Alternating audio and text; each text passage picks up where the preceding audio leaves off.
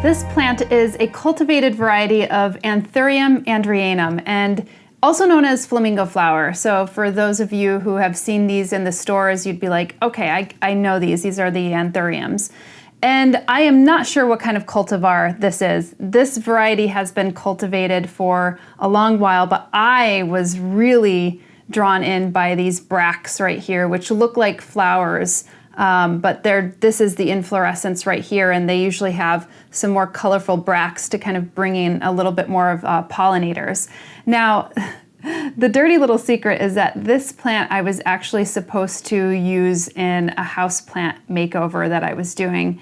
And I saw this in the store and I really, really liked it because I have to tell you, this kind of reminds me, these leaves and these bracts kind of reminded me of Kippee's comb, my little chicken, because her comb is like floppy and really big and a little bit unwieldy, and this plant kind of reminded me of it. And I also liked how some of them were green, as you could see here, and some of them were pink. So I thought that was a really, kind of beautiful display that I hadn't seen before. Also, if you could see here, if I could show you a little bit more closely, is that the leaves here are actually, the newer ones are a little bit more black and glossy. So I think that this was like just a really attractive plant all the way around. I've only had it for about, I would say 5 or 6 months. So probably about a half a year, but you could already see the way that it's growing is a little bit more towards my light.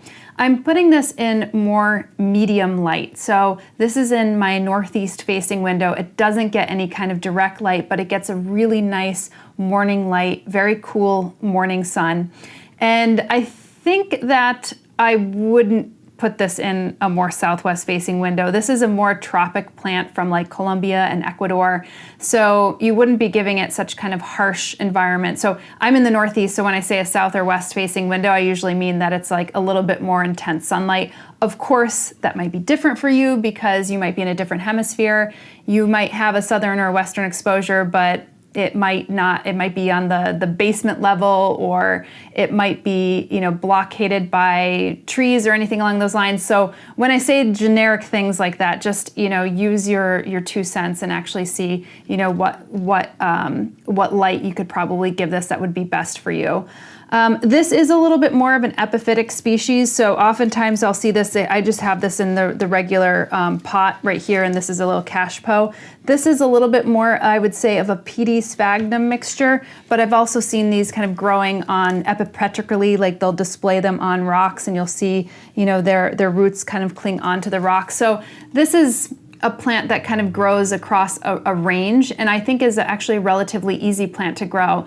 It does prefer a little bit more like moderate to high humidity. It would love that. I know we usually can't give that to plants. Of course, you'd think that this is flowering all the time. It does keep its bracts, and it holds on to its bracts. It holds on to its color for a very long time. So that is very enjoyable for a lot of people because you don't always get plants that are flowering all the time indoors. So if you're into that, then this is a good plant for you. As far as fertilizing goes, I would say a bi-weekly basis during the growing season. If you go with like a 20-20-20, split that in half, or if you go with the organic fertilizer route, like a 2-2-2 or a 1-1-1, it's gonna be great.